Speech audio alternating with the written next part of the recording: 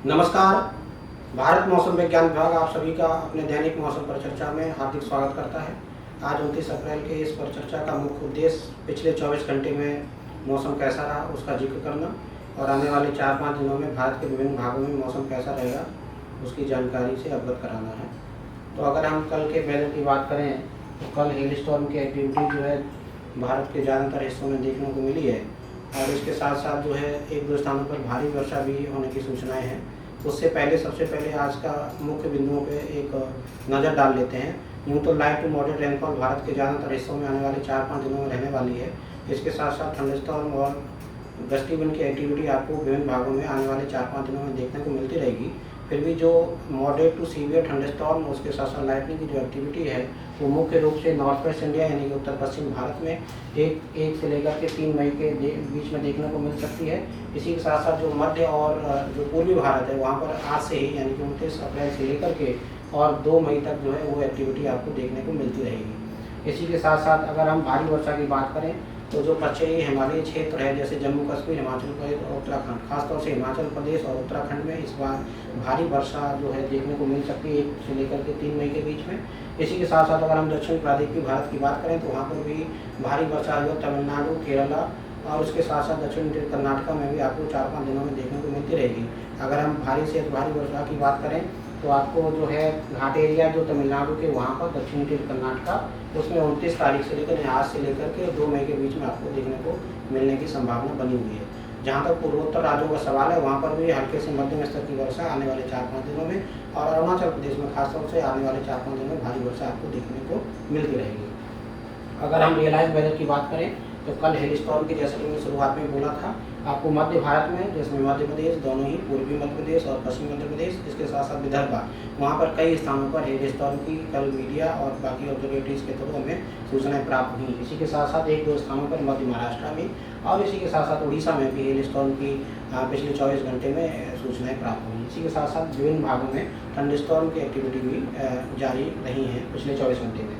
वहीं अगर हम भारी वर्षा की बात करें तो भारी वर्षा कल देखने को मिली है 1-2 स्थानों में उड़ीसा में गंजाम डिस्ट्रिक्ट में साउथ कोस्टल जो उड़ीसा वहाँ पर। इसी के साथ साथ जो है हमारा इंटीरियर महाराष्ट्र जैसे मध्य महाराष्ट्र, इसी के साथ साथ जो उत्तर इंटीरियर कर्नाटका वहाँ पर और उसके साथ साथ आपका रायलसीमा और तमिलनाडु केरला यहाँ पर भी 7 से लेकर के 9 सेंटीमीटर के स्तर की वर्षा कल देखने को मिली है।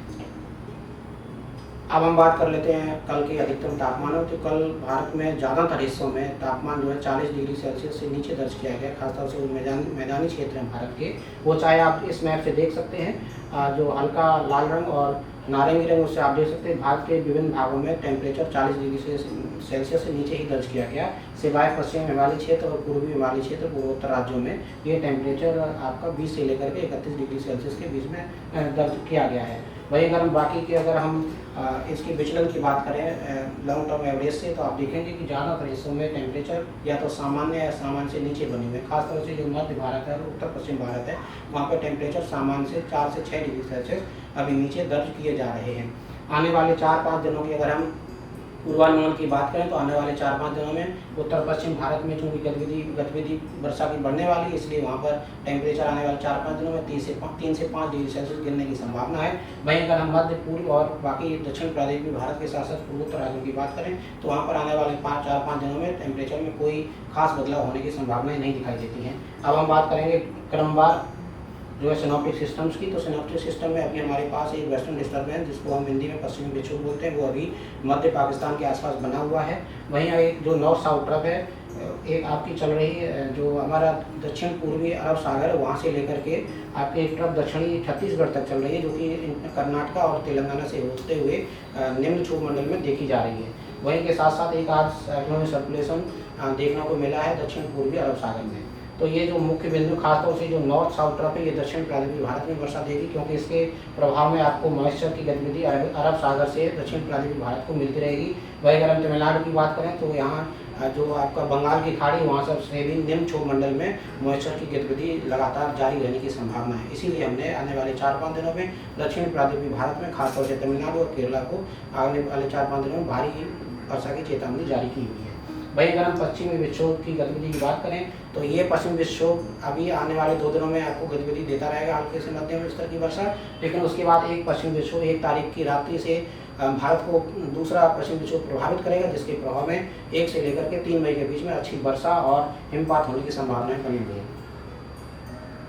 ये हमारे डे वाइज जो है वार्निंग मैप है। आप देखेंगे नारंगी रंग हमने, ऑरेंज कलर जो है मध्य भारत, इसके साथ साथ इंटीरियर महाराष्ट्र के साथ साथ उड़ीसा को हमने, छत्तीसगढ़ को नारंगी रंग दिया है, क्योंकि वहाँ पर आज देख सकते हैं कि हेल स्टॉर्म गस्टी विंड 40 से 50 किलोमीटर प्रति घंटा की अचानक से हवाएं चलने की संभावनाएं इस क्षेत्र में बनी हुई, जैसे मध्य प्रदेश, विदर्भा, इंटीरियर महाराष्ट्र के ज़्यादातर हिस्सों में, इसके साथ साथ छत्तीसगढ़ और उड़ीसा। वहीं अगर हम देखें सिक्किम में, कल सिक्किम में भी भारी वर्षा दर्ज की गई थी, 9 सेंटीमीटर के स्तर की वर्षा वहाँ देखने को मिली थी। आज भी वहाँ पर भारी वर्षा और उसके साथ साथ हिमपात जो ऊंचे क्षेत्र वहाँ पर, उसके साथ साथ थंडरस्टॉर्म, हेलस्टॉर्म की गतिविधियाँ आज भी जारी रहने की संभावनाएं बनी हुई। वहीं अगर हम पश्चिमी हिमालयी क्षेत्र की बात करें, जैसे कि हमने पिछला मैप देखा था सिनॉप्टिक, उसमें क्लाउडिंग दिखाई दे रही थी। तो क्लाउडिंग जो है उत्तराखंड में अभी भी इंटेंस क्लाउडिंग बनी हुई है, उसके प्रभाव में हिमाचल प्रदेश, उत्तराखंड में आज जो है आपको भारी वर्षा, तो हेलस्टॉर्म के साथ साथ थंडरस्टॉर्म की गतिविधियाँ जारी रहेंगी। ओवरऑल अगर हम देखें तो पूरे मैप में सिवाय दक्षिणी जो आपका तटीय जो क्षेत्र है आपका महाराष्ट्र का, गोवा का और कर्नाटक का, वहाँ पर कोई खास चेतावनी जारी नहीं की गई है। अदरवाइज पूरे ही भारत के ज़्यादातर मैदानी इलाकों के साथ साथ हिमालय क्षेत्र में भी थंडरस्टॉर्म की गतिविधियाँ आने वाले 24 घंटे में जारी रहने की संभावना है। वहीं अगर हम कल के मैप की बात करें तो नारंगी रंग हमने, आप देखिए जो पूर्वी तट है वहाँ पर दे रखा है, जैसे पश्चिम बंगाल के साथ साथ आपका उड़ीसा के साथ आंध्र प्रदेश, इनके तट, उसके साथ साथ अगर हम देखें तो झारखंड, तेलंगाना के बाद इंटीरियर कर्नाटक, रायलसीमा और केरला, यहाँ पर आप देख सकते हैं कि थंडरस्टॉर्म की इंटेंस गतिविधियाँ आपको देखने को मिल सकती हैं 30 तारीख को। इसी के साथ साथ अगर आप देखें भारी वर्षा का दौर जो है तमिलनाडु और केरला में, इसी के साथ रायलसीमा और सटा हुआ दक्षिण इंटीरियर कर्नाटक, वहाँ पर भारी वर्षा भी होने की संभावना है। वहीं अगर हम कल की बात करें 30 तारीख की, तो उत्तराखंड और हिमाचल प्रदेश में भी थोड़ी सी light to moderate rainfall higher category में आपको देखने की संभावनाएं बनी हुई हैं। वहीं अगर हम 1 तारीख के मैप की बात करें तो आप देखें ये एक्टिविटी लगातार कंटिन्यू है। इसी के साथ साथ एक नया स्पेल, इंटेंस स्पेल जो है आपको देखने को मिलेगा, जो पंजाब और हरियाणा बेल्ट है वहाँ पर भी आपको थंडरस्टॉर्म के साथ साथ हेल स्टॉर्म की स्थितियाँ भी आप देख सकते हैं। 1 तारीख से हमने यहाँ पे मैप में दर्शाई, जैसे कि हमने अपने मुख्य बिंदुओं में बताया भी था। उसी के साथ साथ जितना पूर्वी भारत, उससे सटा हुआ मध्य भारत और दक्षिण प्रांतीय भारत, यहाँ पर भी गतिविधियाँ आपको देखने को मिलेंगी। अगर हम वहीं अब आगे चलते हैं, 2 तारीख में आप देखेंगे हमने पश्चिमी हिमालय क्षेत्र पूरे को ही और नारंगी रंग से दिखाया, क्योंकि यहाँ इंटेंस थंडरस्टॉर्म के साथ साथ लाइटनिंग और भारी हिमपात होने की संभावना बनी हुई है, इसलिए हमने वहाँ पे 2 तारीख को नारंगी रंग दिया है। वहीं अगर हम छत्तीसगढ़ और विदर्भा की बात करें तो वहाँ पर हेल स्टॉर्म आपको देखने को मिल सकता है 2 तारीख की। अदरवाइज आप देखें पूरे भारत में थंडरस्टॉर्म के साथ साथ लाइटनिंग की स्थितियाँ आने वाले 2 मई को देखने को मिलेंगी। वहीं 3 तारीख को देखें पश्चिम हिमालयी क्षेत्र में ये गतिविधि थोड़ी सी कम होगी, परंतु उत्तराखंड में 2 तारीख को और 3 तारीख को थंडर स्क्वाल हो सकता है। थंडर स्क्वाल की स्पीड 50 से 60 किलोमीटर प्रति घंटा के साथ साथ कई जगह पे 70 से 80 किलोमीटर प्रति घंटा भी होने की संभावना बनी हुई है 2 तारीख और 3 तारीख को उत्तराखंड में।